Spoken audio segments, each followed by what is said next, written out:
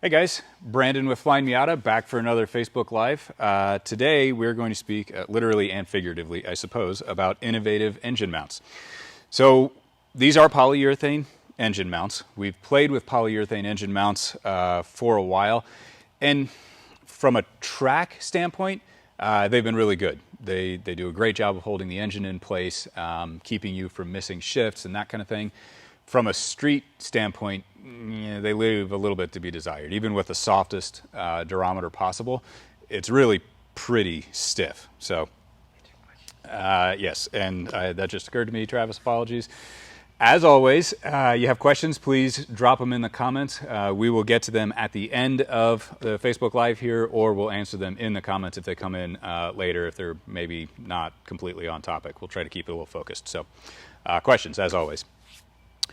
But yeah, so we've been playing with these mounts specifically for a while as well, and we're really impressed with them. Actually, they do a very good job of keeping the engine in place, just like the other options do. However, they don't rattle your fillings out like the other options tend to. So these kind of sort of the best of both worlds.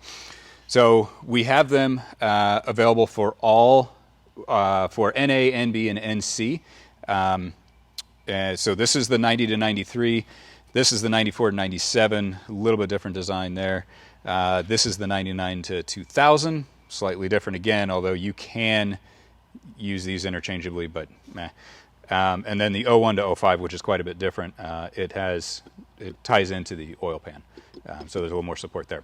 And then the NC right here. So and be sure that you match the engine that you're putting in. Don't match the chassis. So you put an 01 to 05 engine into a 1990 chassis. Awesome. You need the 01 to 05 mounts. You do not want the 90 to 93. They will not work. So one of the other neat things about these for the non-NC generation, apologies for NC people, is that they have adjustable height. So you can see there are different holes in here. You can see that there, and here it is installed. But what that does is it allows you to adjust the height of the engine.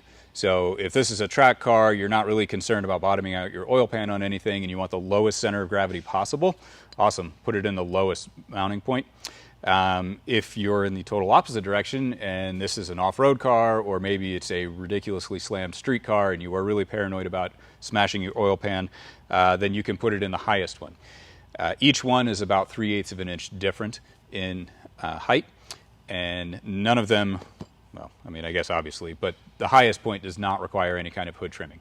You may want to be careful about clearance to your shock tower brace, though. One of the other multitude of benefits, but one of the other benefits to this is with stock style motor mounts, it's a chunk of rubber with two studs sticking out of the side, right? Those, generally speaking, don't last a real long time. If you have a daily driver, they'll last a while, for sure, years, but they're not going to last forever. If you have a full-on track car, even with the Mazda competition motor mounts, they'll last longer, but they're still not going to last forever. They'll fail eventually, just kind of inherent with the design.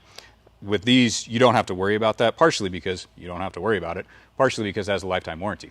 So, and that does apply to the metal parts as well as the polyurethane pucks in there. So kind of nice to know that you never have to replace the motor mounts again. So as you can see, it is a complete assembly. The way, and I should have gotten a stock setup, but the way it works stock is you have the rubber engine mount, motor mount, whatever you want to call it, that attaches to the subframe. And then you have either a sheet metal or a cast metal bracket that attaches to that on one side, and on the engine, to the engine rather, on the other side. This replaces everything.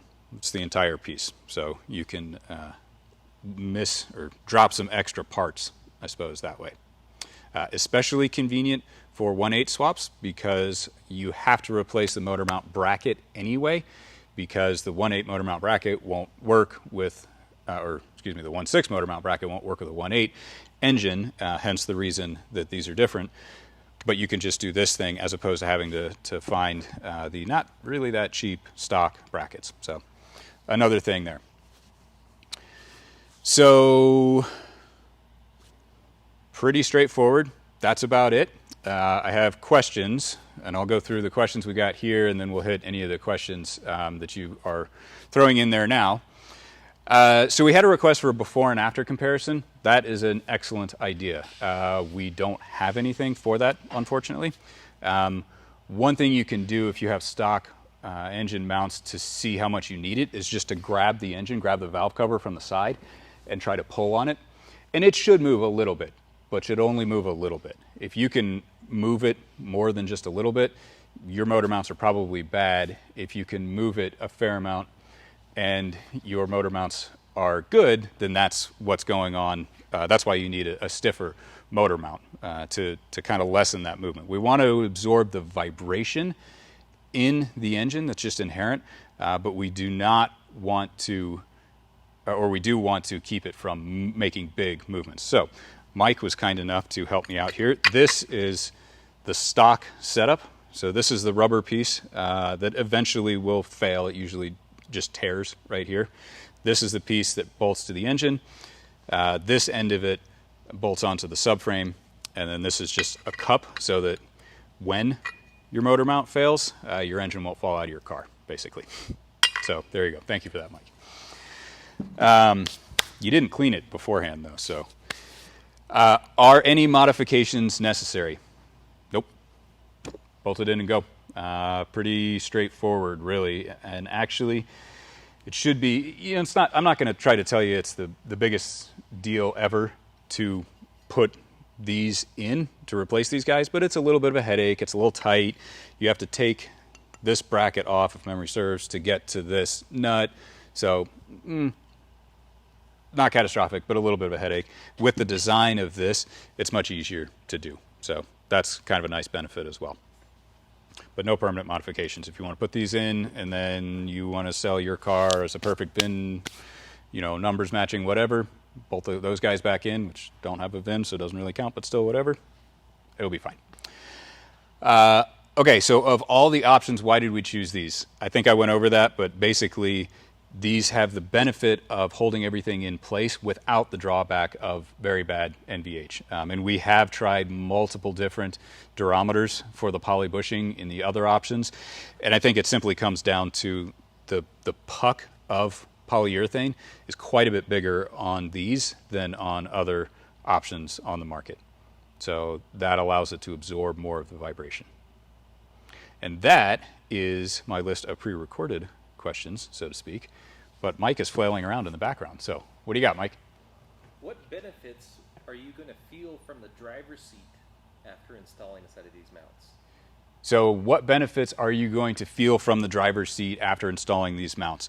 The car is going to be a little bit more cohesive, so the engine is an extremely heavy part, and with the way Miata is designed, the engine and the transmission is functionally, as far as a mass in the car, it's one piece. So it's not going to flop around quite as much. The biggest thing is that if you're driving very aggressively, it's really easy to do the 2-5 shift. You go to shift from second to third gear, and you're moving the shifter to the right while you're unloading the engine, because you just put the clutch in and it was loaded all the way over because you're full throttle. Well, now the engine is rolling to the left, which means that you're going to either hit fifth or like 4.5 between the third and fifth gates.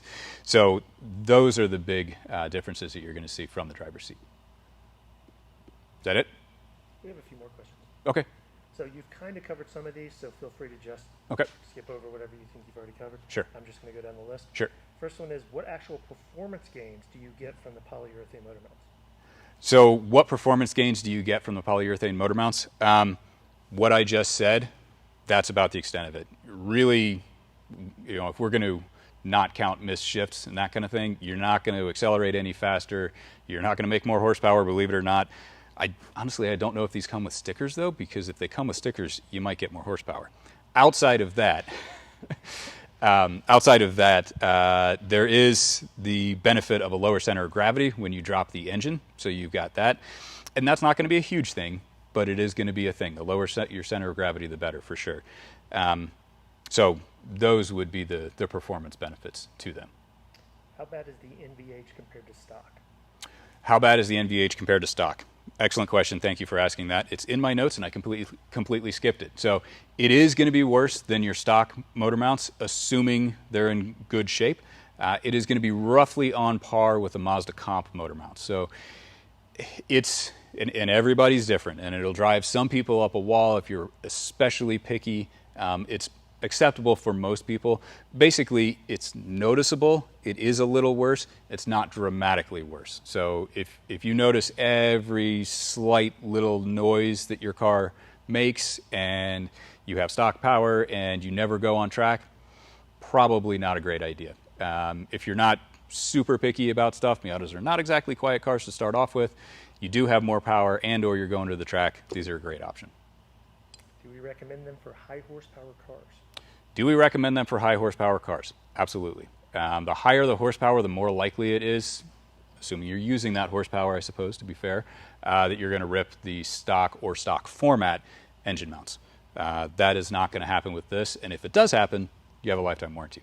So, which of the adjustable holes is stock ride height? The middle one, I'm assuming? Yeah, so which of the adjustable holes is the stock ride height? Yeah, middle, because you can go down and you can go up. So middle hole is middle height, really. But middle height is stock height. I think that's it. Okay, well, thank you very much for tuning in. Don't forget, we are going to be at Miatas at the Gap next weekend. Next weekend. So be sure. Friday and Saturday. Friday and Saturday, 6th and 7th. So be sure to come hang out with us there. Our own Travis, you can meet the man behind the camera. And Keith are both going to be out there. So, as always, you have more questions after the fact, put them in the comments, follow us on the socials and all that kind of stuff, and we will be back next Friday from the event for a special Facebook Live. All right, thanks, guys. We'll see you next time.